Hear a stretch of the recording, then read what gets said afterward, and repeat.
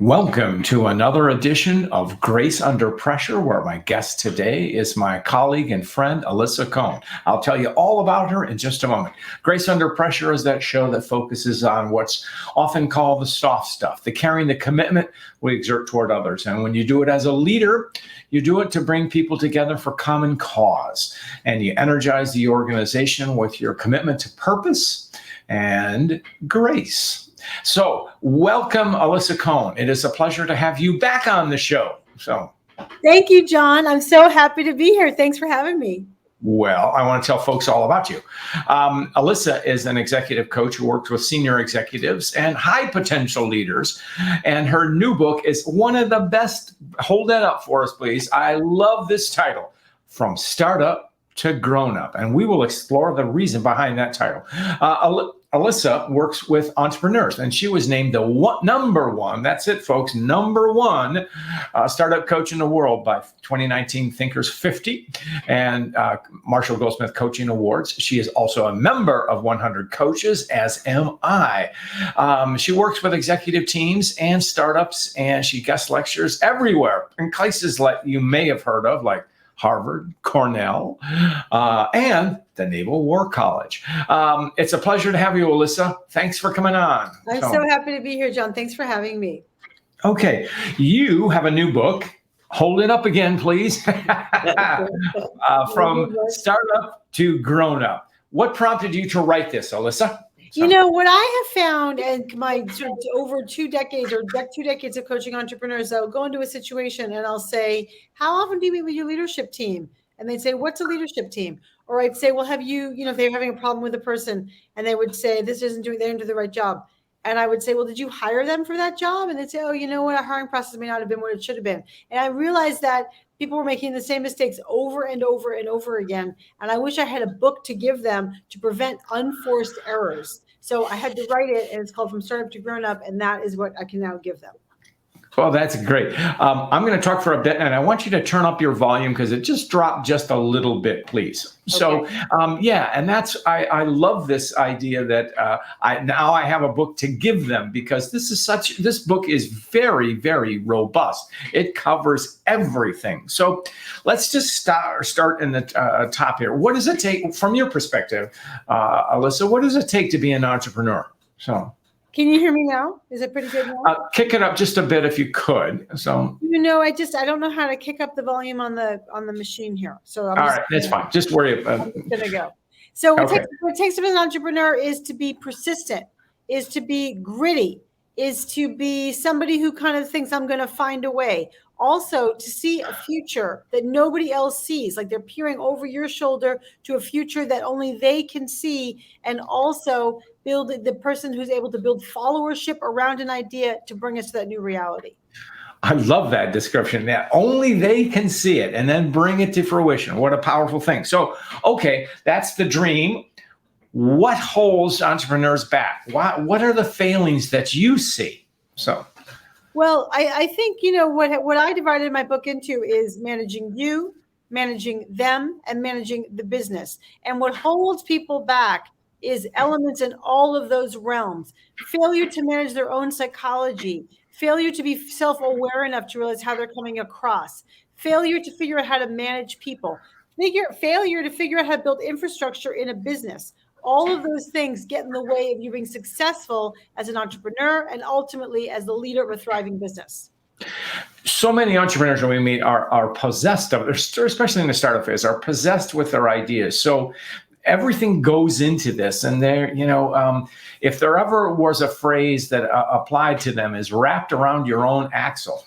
So, yes. I mean, they're just, so that moment of self-awareness, that's where you come in. I mean, that's got to be a big hurdle, is it not? Yeah, it's a really important part. There's 2 aspects when I think about self-awareness. Number one, I think about, sort of making sure you understand your own natural swings, your normal ways of communicating, your normal style of making decisions, and recognizing that you have to evolve from that normal natural swing.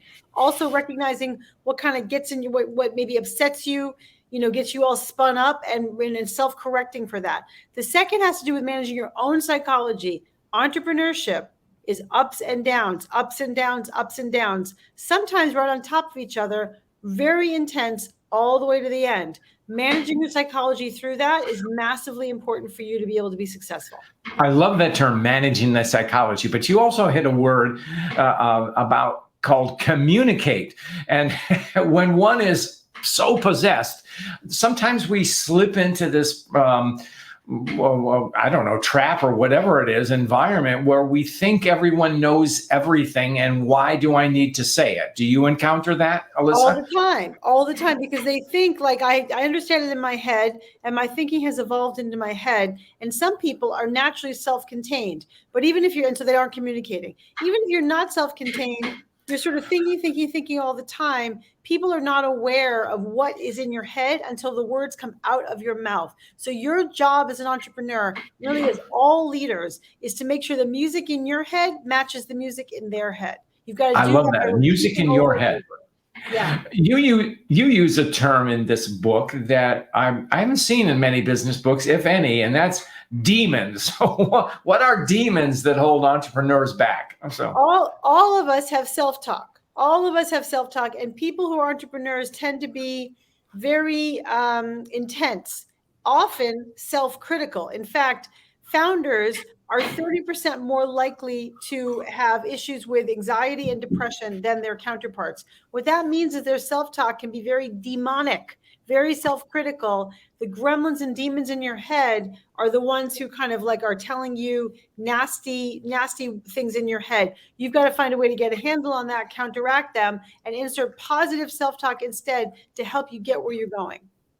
I love that, because if you just said the stereotypical thing about entrepreneurs, and I've worked with many, and it just a broad brush is, I don't sense self-doubt. I sense arrogance, but perhaps that arrogance is a covering up for the anxieties they feel. Is there truth to that, Alisa? It could be. I think it's complicated. I go back to psychology. Entrepreneurs have a complicated psychology.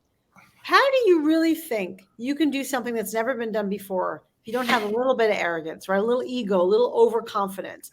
Ego is good. Ego is good. Yeah. Well, it's that whole cluster of things that allow you to think that you can do something that's never been done before. It's a certain personality. And at the same time, how do you be, so how can you keep doing that over and over and over without naturally having some self-doubt and having it be hard? So it's the tension between those two things that I think, makes entrepreneurship so complicated. Okay.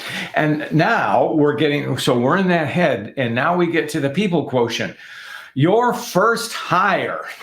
So What's that? So your first hire?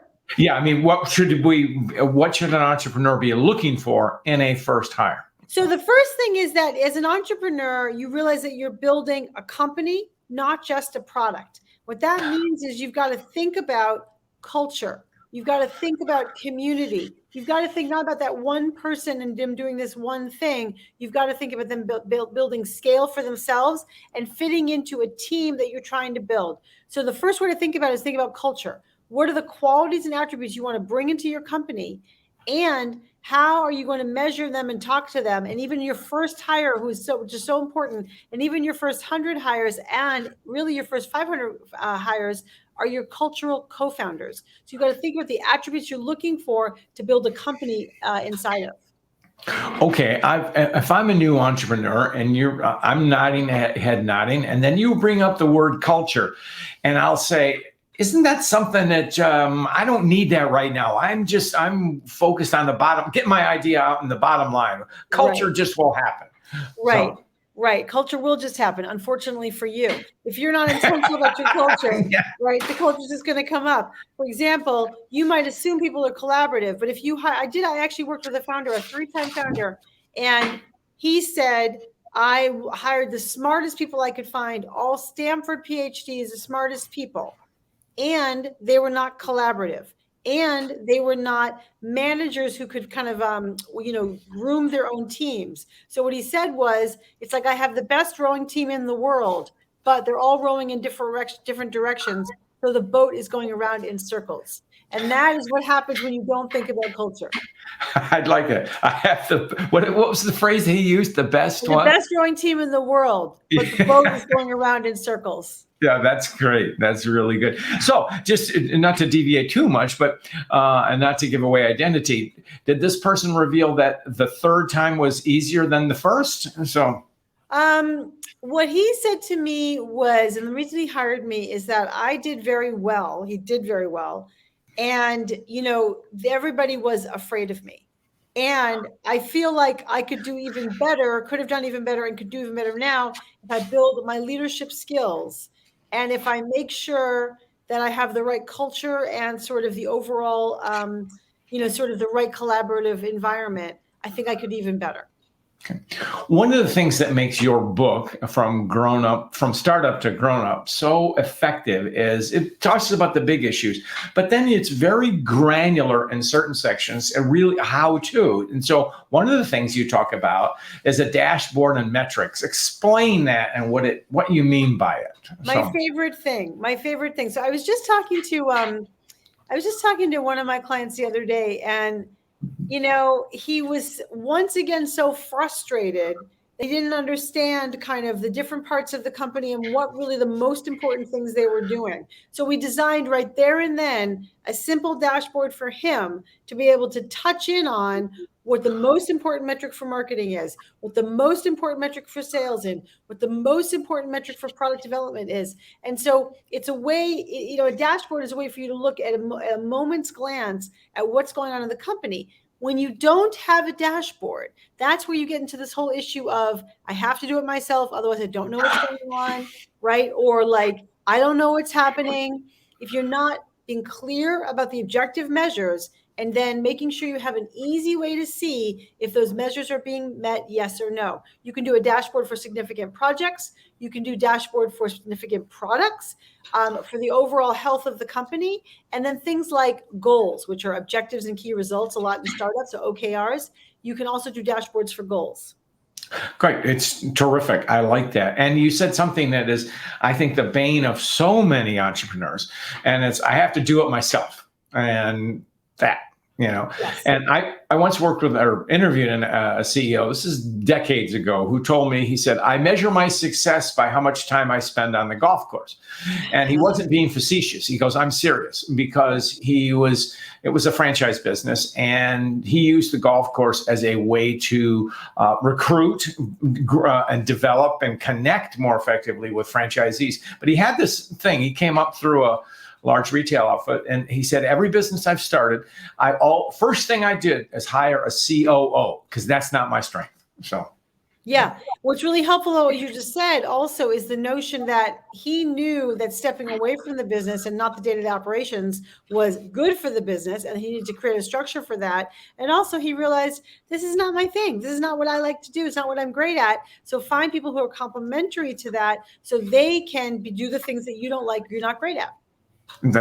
So easy to say. Now, as entrepreneurs grow, they have a board of advisors or a board of directors. So yes. What should I be looking for in my first board of directors? Just people who agree with me? Well, yes and no. The truth is that with startups, your board is typically made up in particular of the people who are investing in your company. So if you back up, the question might really be, who should you take money from? So a young founder, a new founder, a founder who's like really trying to raise money, they might think, I'm going to take money from whoever's going to say yes to me. But no. You must check their values. You must get references from them about other entrepreneurs who have worked with them, so you can get a sense of who you're getting into partnership with. This is a 10-year partnership, a 15-year partnership. You're going to go through lots of ups and downs. These people are going to be critical to the success of your business and critical to specifically critical decisions that are make or break for your company. So make sure you check them out beforehand, because once you take their money, they're on your board, and that's like, they're in the thick of it with you for the rest of the duration of the company.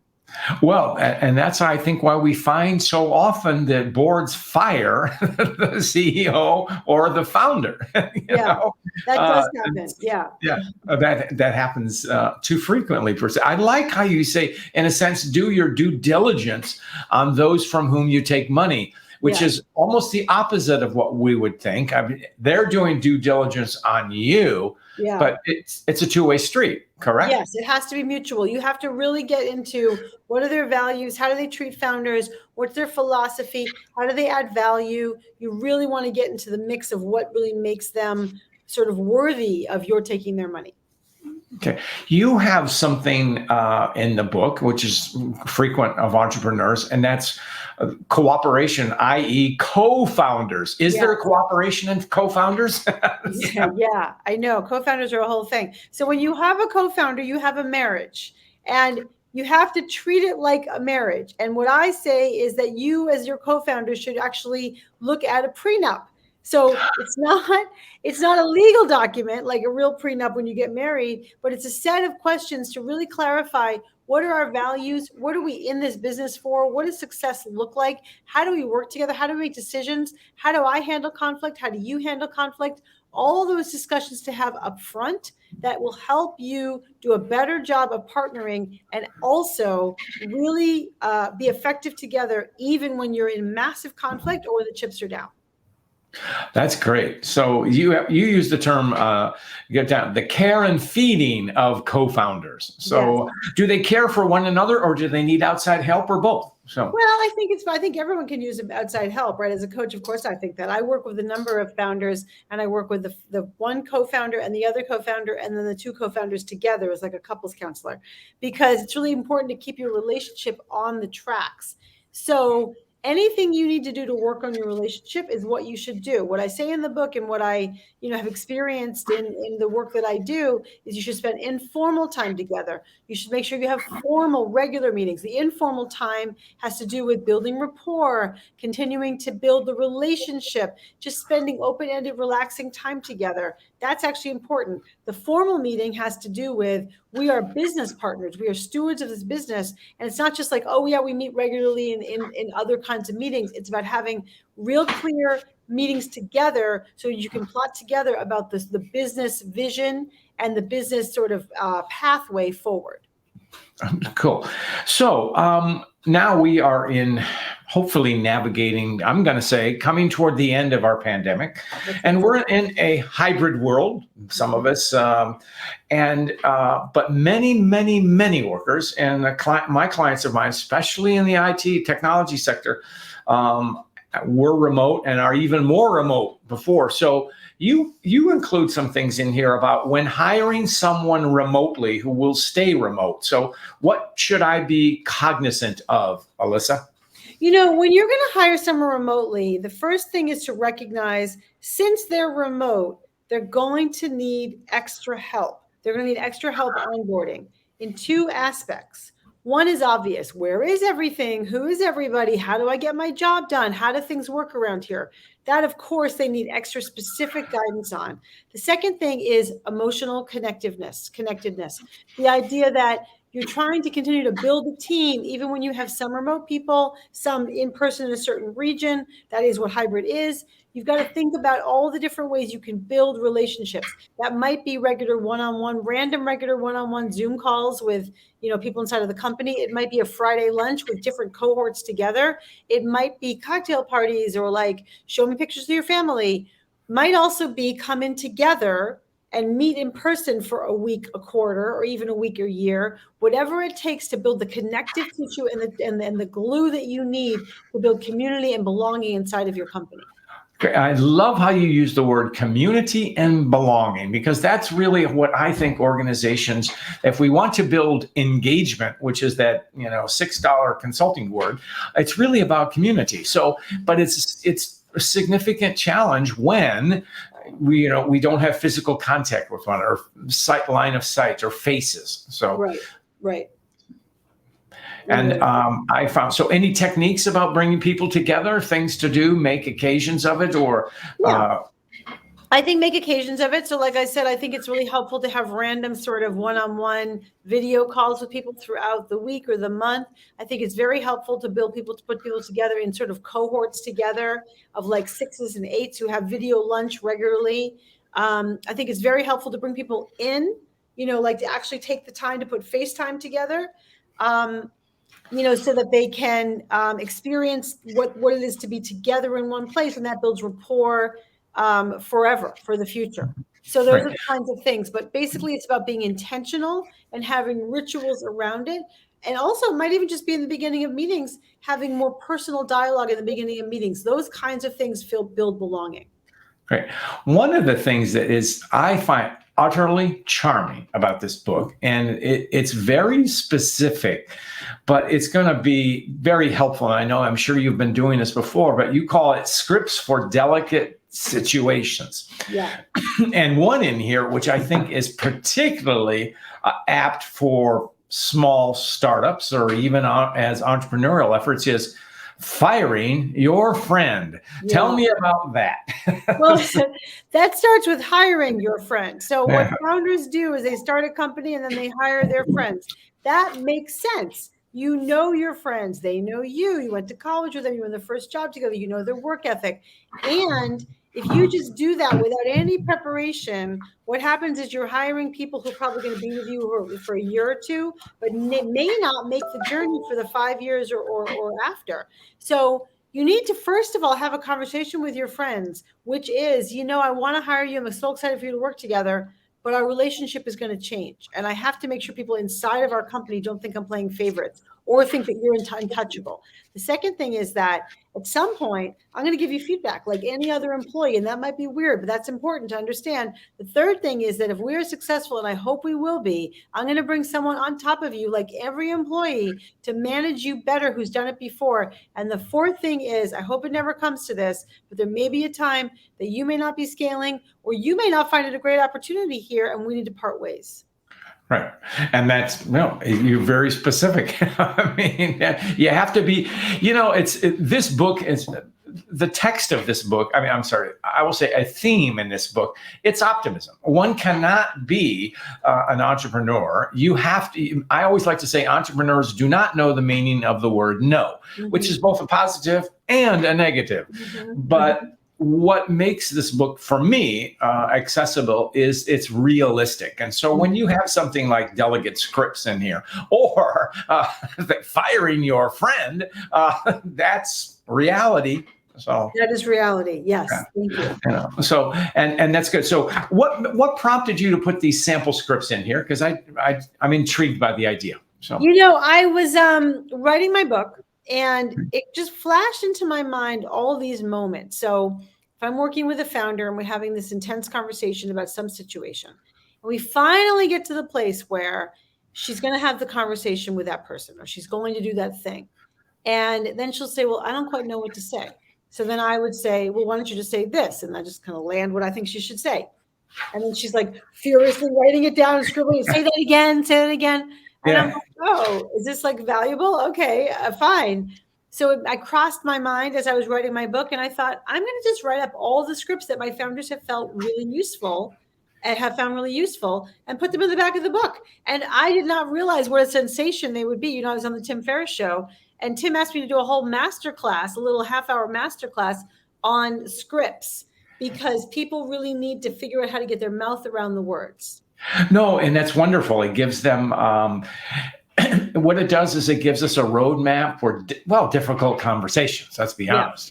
And also, and in doing that, you build up some confidence. So now I'm going to put you on this spot, Alisa, and we've known each other for a long time, so I can do this. So in the many years you've worked with entrepreneurs, what have you learned about yourself in working with them? Because you are an entrepreneur yourself. You are an independent. So what have you learned? Well, that just put me on the spot. I've learned a number of things. I've learned that when I'm working with a founder and they seem at times so confident, I've learned that actually my saying, you're doing it right, keep going. It's good. You're going to get there, or you're going to get there. Or I believe in you. I've learned how powerful that is coming from me. That's one thing. The second thing is what I've learned about myself is that I am an entrepreneur. I'm very organic in the way that I structure my work, in the way I get my work done. And that has mostly upside and sometimes downside, because I don't always have the real clarity of like what's going on. But I think those are two things that I've definitely learned about myself. Well, that's great. And I'm glad you mentioned that about somebody who's feeling confident, and you reinforce that, because whenever I'm taking on a new client or talking about it, I always say, you know what, I'm going to be a cheerleader for you, because sometimes, especially people we work with at the very top of the house, they need that. Now, if all we do is lead the cheers, that's not coaching, and that's not going to be helpful. But so often they just need that, because, hey, am I really doing the right thing? And the value that coaches, especially you, play is you've been down this road before, and you've seen the ups and the downs, experienced them along with your clients, and you live the life with them. So you have credibility when you say things like that. So yeah, I think that's true. Yeah. So, and it's such a powerful thing. Now, as I always ask every guest on this show for a story about grace. Do you have one you would like to share with us, Alisa? Well, I'm going to share a little mini moment of grace that just happened. Actually, I'm going to share two moments of grace. And I think this has to do with sort of a generosity of spirit. So the first moment of grace is that I worked with Tim Ferriss and his team for a few years, as we talk about on the podcast. And it was so gracious of him to have me on his podcast and for us to have a longer conversation about the work we did together in my work as coaching. And I hold him in my heart, because that was very graceful of him to do that. And the second is that when my book came out, From Startup to Grown Up, the same week, my client Augury, who I've worked with for 5 years, with the founder CEO and the co-founder CTO and other members of the executive team, they were named New York's newest unicorn, right? $1 billion valuation. Yeah, that same week. And on the third, so my book came out on the Tuesday, and the Thursday of that week, the CEO wrote on LinkedIn, I'm so excited about the news this week about being named a unicorn. But nothing was more exciting than to receive the first autographed copy of Alisa's book, From Startup to Grown Up. She's been such a partner on our journey, and we owe this success to her. And he took a picture of me signing his book. And there was so much grace in that.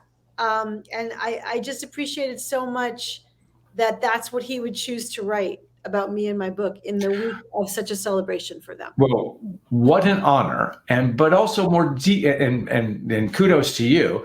But what an honor and this is why it makes founders or leaders so special, is in their moment of triumph, in their moment when people are looking on them, what do? Kick it back to others. So true. It's you. So and that's grace. So it's both grace to you, and because how much you put into helping him grow and develop his business, and he recognized that. And what an extraordinary give back to you, and an indication of the kind of person that and I'm guessing the kind of business he's built. So yes, that is really true. Yep. That's great. So anyway, Alisa, the name of the book is From Startup to Grown Up. And we can find it where? A little place called Amazon. Yep. Okay. And how can we find you, Alisa? You can find me at alisacohn.com, ALISACOHN.com, and you can download your own scripts to make your business better for delicate conversations, and one to make your life better on my website, alisacohn.com/scripts.